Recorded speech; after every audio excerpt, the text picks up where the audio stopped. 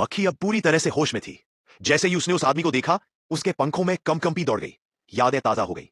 पिछले जन्म में राजवीर ने ही उसे धोखे से मारा था, लेकिन उस वक्त वो अर्जुन था, एक सीधा साधा लड़का, और उसे बेइंतहा प्यार था अंबिका से। वही अंबिका जो आज भी जिंदा है और उसी घर में रहती है। मक्खी ने मन ही मन ठान लिया, राजवीर तुझे छोड़ूंगा नहीं, और अंबिका को भी सब बताऊंगा। अगले दिन अंबिका अपने कमरे में किताब पढ़ रही थी। मक्खी ने उड़कर किताब पर डांस करना शुरू कर दिया, इशारों में, पंखों से, पैरों से, बस इसी भी तरह से ध्यान खींचना था। लेकिन हुआ उल्टा, अंबिका ने किताब पटकी और मक्खी बाल बाल बची। अब मक्खी ने नया आइडिया लगाया। अंबिका की बनाई हुई एक नेकलेस पर जाकर बैठ गया, जो अर्जुन के लिए उसने खुद तराशी थी। जैसे ही अंबिका ने गहना पहना, मक्खी भी उसके साथ लटक गई। दिल ही दिल में बोला, कम से कम अब तो पास रहूंगा। अंबिका ने शीशे के सामने खड़ी होकर माथे पर टीका लगाने की कोशिश की, और मक्खी बार बार उड़कर उसे रोकती रही। लेकिन अंबिका ने उसे हल्के से एक झापड़ मारा और मक्खी उछलकर दीवार से जा टकराई। जब तक संभल पाता, अंबिका कमरे से निकल चुकी थी।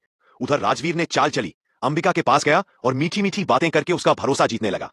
जब उसने अंबिका के कंधे पर गंदी नियत से हाथ रखा, तो मक्खी का खून खौल गया। अब नहीं सहूंगा, अब तेरा खेल खत्म। मक्खी सीधा उड़कर गया और राजवीर के कान में घुस गया। भू भू भू की आवाज से राजवीर पागल सा हो गया। बार बार कान खुजलाता, झपट मारता, पर मक्खी हाथ ना आए। 1 2 3 10 बार मक्खी कान के अंदर बाहर करता रहा। आखिर में राजवीर गुस्से में आकर दस्तावेजों की फाइल उठाकर पटका। मक्खी उसमें फंस गई। लेकिन यह तो बस शुरुआत थी।